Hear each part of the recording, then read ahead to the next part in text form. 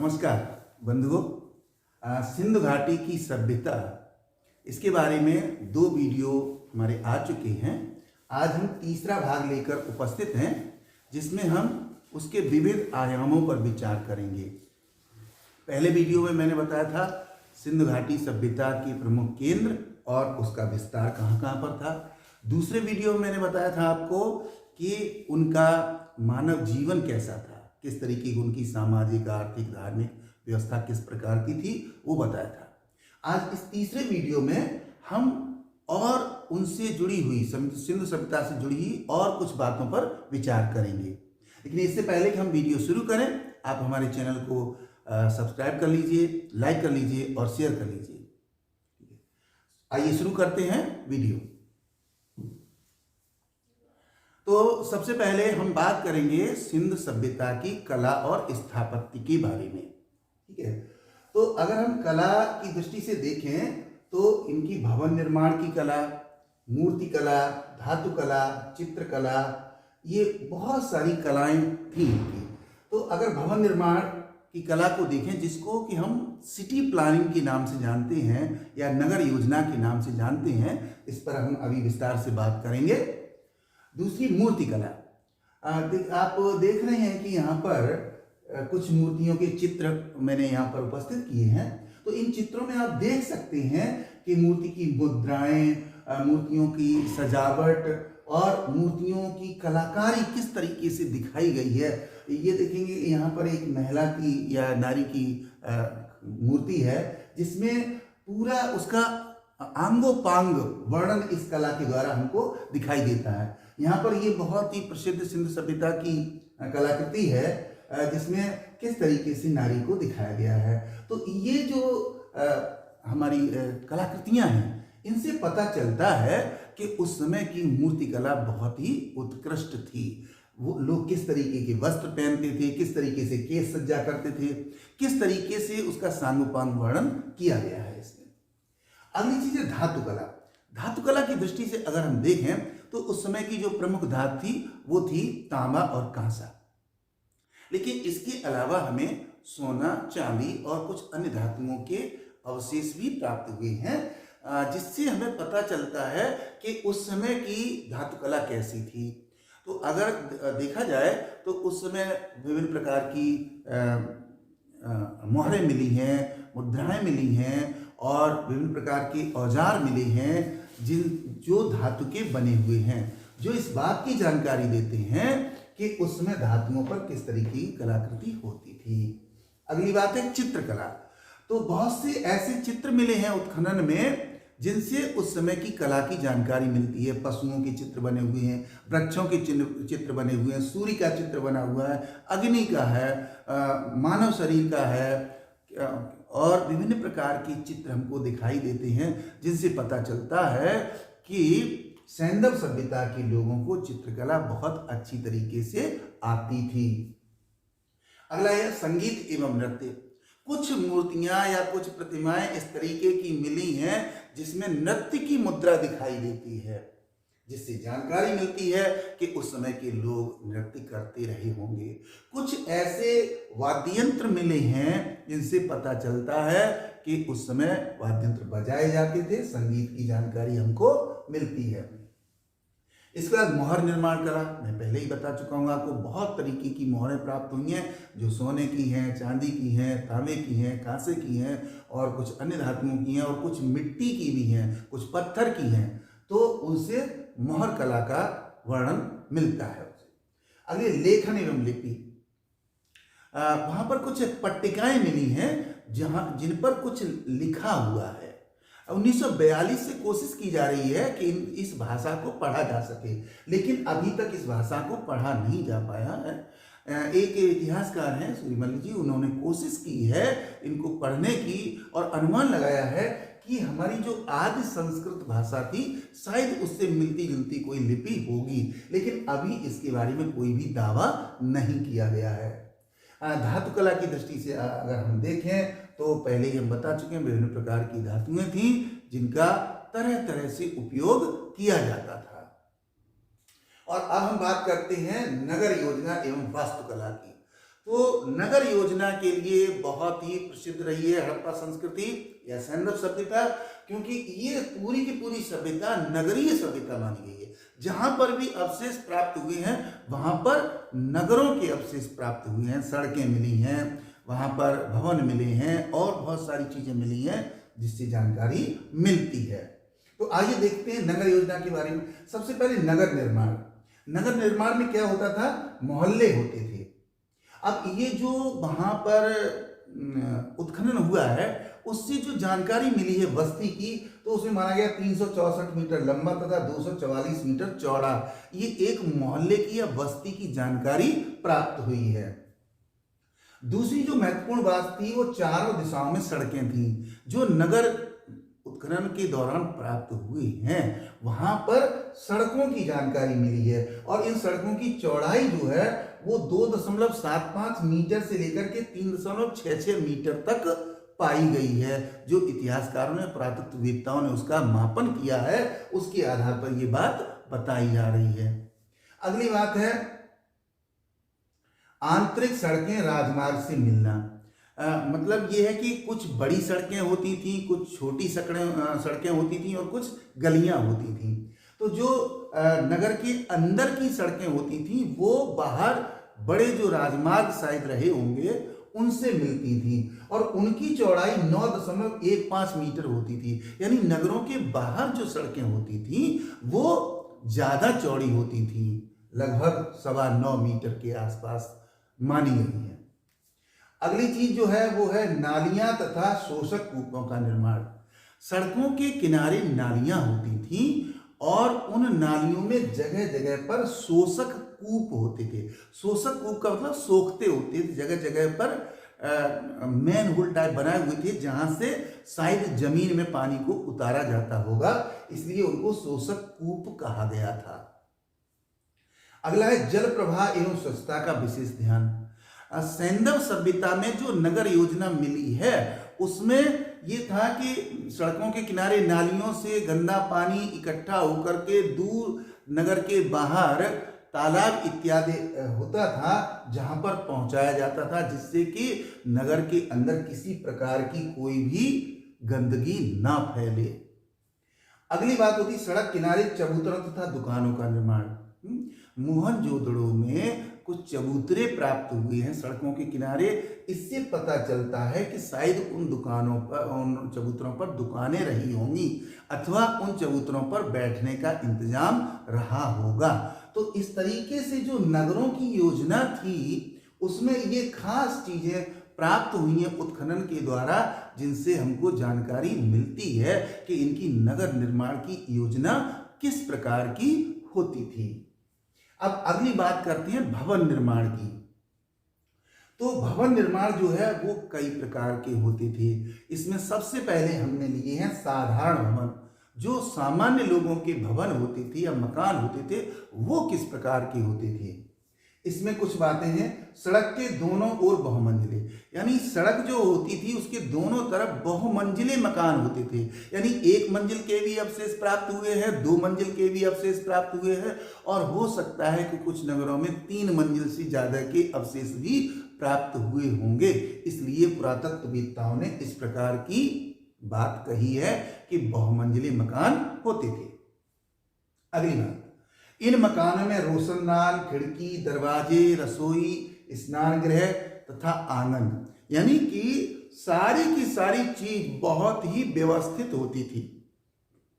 मकान में कमरे होते थे, आंगन होता था, अलग रसोई होती थी, स्नानागार होता था। तो इससे जानकारी मिलती है कि सैंधव सभ्यता के लोगों का जीवन बहुत ही व्यवस्थित हुआ करता था। अब इसके बाद अगर हम अगली चीज को देखें तो दीवारें कैसी थी। दीवारें मोटी हुआ करती, अर्थात दीवारें जो है वो चौड़ी बनाई जाती थी, मोटी बनाई जाती। ईंटों के आकार कुछ लिखे हुए हैं। एक ईंट लिखी हुई 28.57 गुणा 13.33 गुणा 6.98 सेंटीमीटर, यानी लगभग 29 सेंटीमीटर लंबी, लगभग 13.5 सेंटीमीटर चौड़ी और लगभग 7 सेंटीमीटर मोटी होती थी ईंट। एक दूसरा साइज लिखा हुआ है, दूसरे प्रकार की जो ईंटें थी वो थी 29.84 यानी लगभग 30 सेंटीमीटर लंबी, 16 सेंटीमीटर लगभग चौड़ी, 15.87 है और 6.98 यानी कि लगभग 7 सेंटीमीटर मोटी होती थी। तो जो ईंटें वहां पर मिली हैं विभिन्न स्थानों पर खुदाई के दौरान, उनके ये आकार लिखे हुए। अगली चीज है पानी के निकास की व्यवस्था। अगर पानी के निकास की व्यवस्था देखी जाए तो परनाले लगे हुए होते थे। परनाले का मतलब है कि छत से जमीन पर पानी आने का साधन, तो वो परनाला कहलाता था। उससे पानी जमीन पर आता था और जमीन से नालियों में जाता था, नालियों से होते हुए सड़क किनारे, वो होते हुए शहर के बाहर तालाब इत्यादि या कोई ऐसा स्थान रहता होगा जहां पर एकत्रित होता था। नालियां ढकी होती थी और मुख्य छिद्र भी थे, यानी नालियां ढकी होती थी और जगह जगह पर मैन होल्स या मुख्य छिद्र होते थे जहां पर शोषक कूप बने होते थे, वहां पर उनको जमीन के अंदर पानी को उतारा जाता था। शायद ऐसा रहा होगा। एक महत्वपूर्ण बात जो ये है वो ये है कि सैंधव सभ्यता के लोग जो है वो सड़कों की तरफ दरवाजे नहीं करते थे, बल्कि सड़कों की तरफ उनका पिछवाड़ा होता था ताकि पानी आसानी से नालियों में चला जाए और बाहर निकल जाए। इसका मतलब है कि सैंधव सभ्यता के लोग जो हैं वो स्वच्छता का विशेष ध्यान रखते थे। अब अगले जो दूसरे तरीके के भवन थे वो थे विशिष्ट भवन या राजकीय भवन। अभी तक जो हमने बात बताई थी वो सामान्य भवनों की बात बताई थी। अब यहां पर अगर देखें तो कुछ विशाल भवनों के अवशेष प्राप्त हुए हैं। इसकी जो लंबाई चौड़ाई दी गई 70 गुणा 40 मीटर, यानी कि 70 मीटर लंबा और 40 मीटर चौड़ा, यानी एक विशाल काय भवन रहा होगा। और इसकी जो दीवारें थी वो लगभग 1.5 मीटर मोटी थी। चूंकि ये भवन बहुत लंबा चौड़ा था इसलिए दीवारें भी शायद इसकी मोटी बनाई गई थी।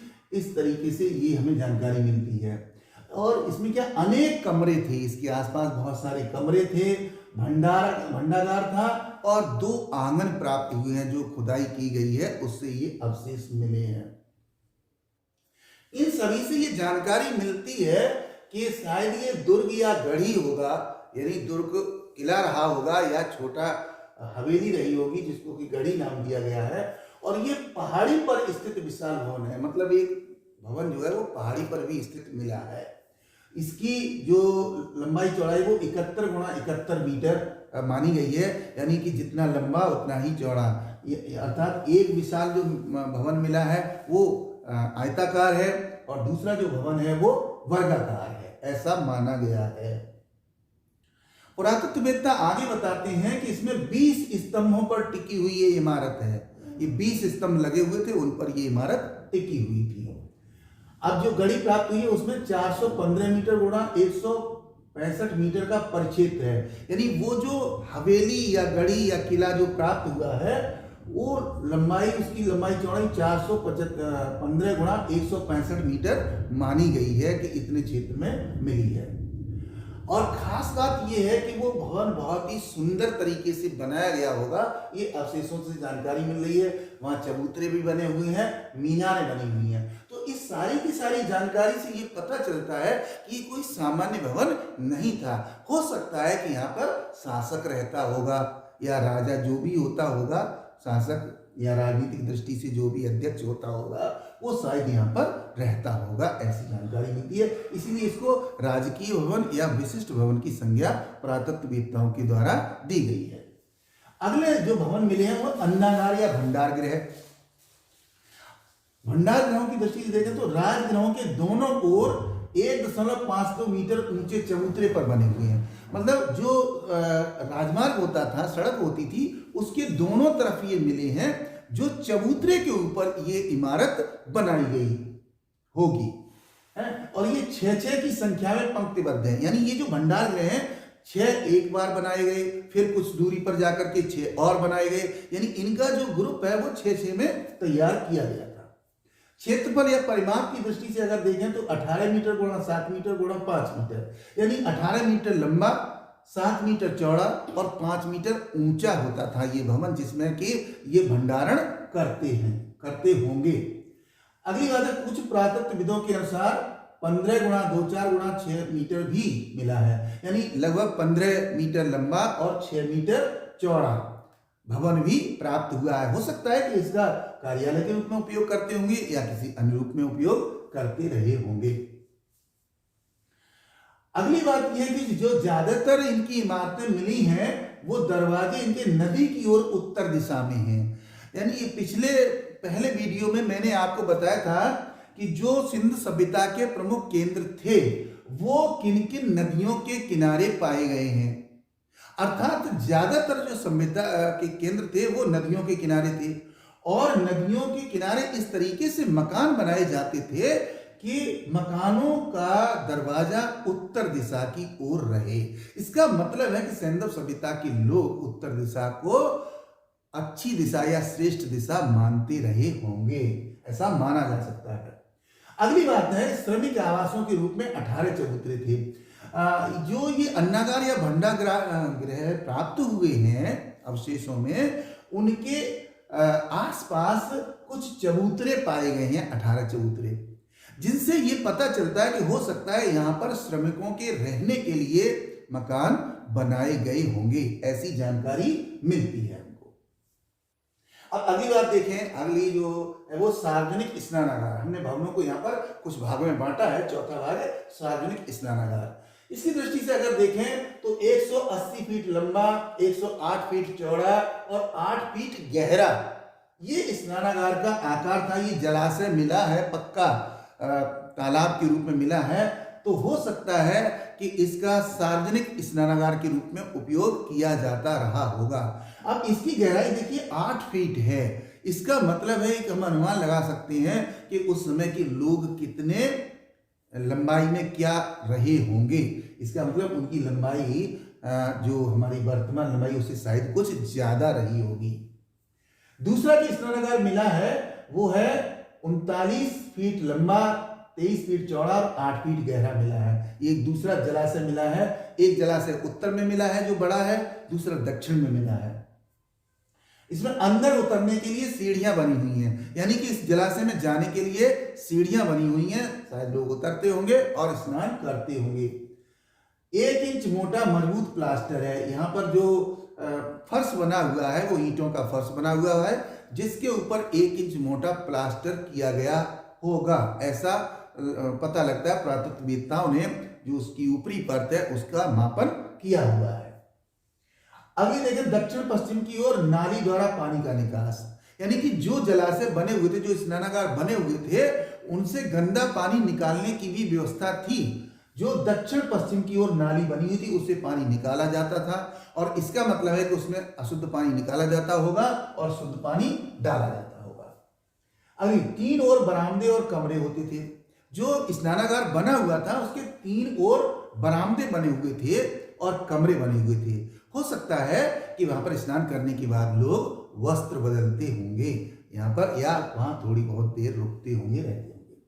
अगला कुछ स्थानों पर छोटे स्नानागारों के अवशेष मिले हैं। ये तो विशाल स्नानागार थे जिनको सार्वजनिक स्नानागार के रूप में माना गया है ना, और कुछ छोटे स्नानागार भी मिले हैं। इसका मतलब है कि बस्तियों में या घरों में भी स्नानागार हुआ करते थे, ऐसा प्रतीत होता है। तो ये चौथे प्रकार के जो भवन है जिनके बारे में आपको जानकारी दी गई है। अगले जो कुछ अन्य प्रकार के भवन थे यानी निर्माण थे उनके बारे में बात करते हैं। तो एक सभा भवन प्राप्त हुआ है, एक ऐसा लंबा चौड़ा भवन प्राप्त हुआ है जहां पर ये प्रतीत होता है कि ये लोग बैठ करके कभी कभी सभाएं करते होंगे, बैठकें करते होंगे। इसके बाद एक अन्य आवास मिला है जो पुरोहित आवास के रूप में, जिसको पुरातत्ववेत्ताओं ने संज्ञा दी है। कुछ स्थानों पर कुएं मिले हैं, दुकानें मिली हैं, चबूतरे मिले हैं। ये सभी चीजें जो अभी तक मैंने आपको बताई हैं, ये सिंधु घाटी सभ्यता या हड़प्पा संस्कृति की नगर योजना का पार्ट है। भवन कैसे बनते थे, सड़कें कैसे बनती थी, स्नानागार कैसे बने हुए थे, भंडारगृह कैसे बने हुए थे, अन्य भवन कैसे बने हुए थे, ये सारी की सारी जानकारी आपको इसके माध्यम से दी गई है। अब बात करते हैं सिंध सभ्यता हड़प्पा संस्कृति की देन, उसका कंट्रीब्यूशन क्या है हमारे लिए। तो सिंध सभ्यता को जब हम पढ़ते हैं तो कोई जीवन का ऐसा क्षेत्र नहीं है जिसमें उन्होंने उपलब्धियां हासिल न की हों। चाहे वो सामाजिक दृष्टि से अगर देखें तो हम सामाजिक दृष्टि से हमने पिछले वीडियो में बताया है कि किस तरीके से उनका व्यवस्थित जीवन था, कैसी पारिवारिक व्यवस्था थी, सब बताया। धार्मिक विश्वास, ये पूरा का पूरा पिछले वीडियो में आपको बता चुके हैं। और सांस्कृतिक दृष्टि से देखा जाए तो ये बहुत ही उच्च कोटि की सभ्यता थी, इसीलिए इसको हड़प्पा संस्कृति का भी नाम दिया जाता है। मुद्रा एवं व्यापार आर्थिक गतिविधियों के अंतर्गत मैंने बताया था कि मुद्राएं चलती थी, मोहरें थी, व्यापार होता था। व्यावसायिक गतिविधियों बताया कि समाज का जो चौथा वर्ग था वो व्यवसाय करता था, तीसरा वर्ग भी करता था। इंजीनियरिंग, अभियांत्रिकी, जो सड़कें मिली हैं, जो भवन मिले हैं, जो अन्य चीजें मिली हैं, उसमें इंजीनियरिंग का बेजोड़ हमको वहां पर दर्शन होते हैं, अभियांत्रिकी मिलते हैं कि किस तरीके से इतनी बढ़िया इमारतें बनाई गई होंगी या सड़कें बनाई गई होंगी। इकोनॉमिक एक्टिविटीज में देखें तो आर्थिक क्षेत्र के अंदर ये कृषि करते थे, पशुपालन करते थे, धातुकर्म करते थे और व्यापार इत्यादि की विभिन्न प्रकार की गतिविधियां हुआ करती थी। राजनीतिक और प्रशासनिक दृष्टि से देखें तो सर जॉन मार्शल ने, पिगट ने, मैके ने जो विवेचन किया है उसके आधार पर बताया है कि इनकी राजनीतिक व्यवस्था बहुत ही अच्छी हुआ करती थी। अब इसके बाद हमने यहाँ पर एक और चीज प्रस्तुत की है, वो की है कि जो हमारी सिंध सभ्यता है वो वैदिक सभ्यता से या आर्य सभ्यता से किस प्रकार से अलग थी। तो कुछ यहाँ पर हमने पॉइंट्स लाए हैं, हम वो देखना है आपको। सबसे पहली चीज है कि सिंध सभ्यता जो थी या हड़प्पा संस्कृति नगरीय सभ्यता थी, यानी जहां पर भी उत्खनन किया गया है वहां पर नगरों के अवशेष प्राप्त हुए हैं, इसलिए इसको पुरातत्ववेत्ताओं ने नगरीय सभ्यता की संज्ञा दी है। वहीं पर अगर वैदिक सभ्यता को अगर देखा जाए तो इसको ग्रामीण सभ्यता कहा जाता है, इसको नगरीय सभ्यता नहीं कहा जाता है। दूसरी बात, ये लगभग 5000 वर्ष पुरानी है। यद्यपि मैंने पहले वीडियो में आपको बताया है कि पुरातत्ववेत्ता और इतिहासकार इस पर एक मत नहीं है, सभी अलग अलग कालक्रम बताते हैं, लेकिन फिर भी एक मोटे तौर पर माना जाता है कि 5000 वर्ष पुरानी थी, तो इसको 3000 वर्ष पुराना माना जाता है, यानी दोनों का कालक्रम अलग है। अगली चीज, सिंध सभ्यता के लोग काले रंग के होते थे, ऐसा पुरातत्ववेत्ता मानते हैं, जबकि वैदिक सभ्यता के लोग गोरे होते थे। अगली बात है कि सिंध सभ्यता गणतंत्रात्मक शासन पद्धति पर आधारित थी। हमने विभिन्न पुरातत्ववेत्ताओं के अध्ययन के आधार पर पिछले वीडियो में बताया था कि इनकी शासन व्यवस्था कैसी थी, लेकिन ज्यादातर ने इसको गणतंत्रात्मक माना है, जबकि आर्य सभ्यता को राजतंत्रात्मक माना गया है। वहां राजा की देवता के रूप में पूजा की जाती थी, ऐसा माना जाता है, और इसका वर्णन तो हमको विभिन्न शास्त्रों में भी मिल जाता है। अगली बात कि सिंध सभ्यता के लोग लोहे से अपरिचित थे, इनको लोहे की जानकारी नहीं थी, तांबे की जानकारी थी, कांसे की जानकारी थी, और सोने की थी, चांदी की थी, लेकिन लोहे की जानकारी नहीं थी सिंध सभ्यता के लोगों को, जबकि वैदिक सभ्यता के लोग लोहे से परिचित थे।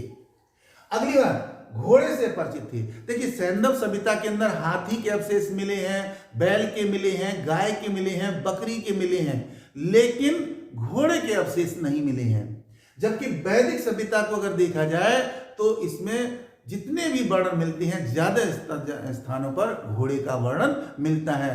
तो आपको ध्यान ये रखना है कि कभी भी सैंधव सभ्यता का वर्णन करें तो वहां घोड़े की बात मत कीजिएगा। अगली बात, विदेशों से व्यापारिक संबंध थे। जो सैंधव सभ्यता थी उसमें अवशेषों से प्राप्त ज्ञान के अनुसार उनके ईरान से संबंध थे, उनके जो मध्य एशिया के साथ संबंध थे, उनके फारस के साथ संबंध थे, ऐसी जानकारी मिलती है। परंतु वैदिक सभ्यता में ऐसी कोई जानकारी नहीं मिलती है, अर्थात ऐसा लगता है कि आर्य सभ्यता के विदेशों से संबंध उतने अच्छे नहीं रहे होंगे। अगली बात, लेखन कला का ज्ञान था। देखिए सैंधव सभ्यता में जो स्क्रिप्ट प्राप्त हुई है, जिस पर अध्ययन चल रहा है, उससे ये पता चलता है कि इनको लेखन कला की जानकारी थी, लेकिन वैदिक सभ्यता में ये माना गया है कि इनको लेखन कला की जानकारी नहीं थी। लेकिन ये बहुत ही विवादित बयान हो सकता है, क्योंकि इतिहासकार इस पर एक मत नहीं है। ये कोई भी मेरी व्यक्तिगत राय नहीं है, ये इतिहासकारों का मत है। यद्यपि इस संबंध में बहुत सारे शास्त्रों का अध्ययन किया गया है, हो सकता है कि वो शास्त्र बाद में लिखे गए हों, लेकिन इस पर कोई भी सर्वमान्य दावा नहीं किया जा सकता। अगली बात, प्रमुख पशु बैल था। जो सैंधव सभ्यता थी या सिंधु घाटी की सभ्यता थी या हड़प्पा संस्कृति थी, उसमें सबसे ज्यादा सम्मान जिस जानवर को मिला है वो था बैल। विभिन्न स्थानों पर उसके अवशेष प्राप्त हुए हैं। इससे जानकारी मिलती है कि वो सभ्यता पूरी तरह से बैलों पर आधारित थी। पूरा का पूरा उनका आवागमन बैलों से होता था, उसकी पूजा होती थी और उसका खेती के लिए उपयोग किया जाता था। जबकि इनका प्रमुख पशु जो था वो गाय थी। आर्य सभ्यता में गाय का ज्यादा प्रमुखता से वर्णन किया गया है। तो यहाँ पर हमने कुछ अंतर करने की कोशिश की है कि भाई आर्य सभ्यता की क्या अलग बातें थी और सैंधव सभ्यता की क्या अलग बातें थी। अगर आपसे सवाल पूछा जाता है किसी भी परीक्षा में तो बड़ी आसानी के साथ आप इसका उत्तर दे सकते हैं। यहाँ पर हमने एक चित्र प्रस्तुत करने की कोशिश की है। ये सिंधु सभ्यता का चित्र है और ये वैदिक सभ्यता का चित्र है, जिससे आप चित्र से ही अंतर को समझ सकते हैं। तो बंधुओं, आज मैंने आपको सैंधव सभ्यता के कुछ खास आयामों की जानकारी दी है। आपने हमारा वीडियो देखा, इसके लिए बहुत बहुत धन्यवाद। इसी तरीके से हमारे वीडियो देखते रहिए और अपने ज्ञान को बढ़ाते रहिए। Best wishes to all of you. Okay, good bye, good luck, thank you very much.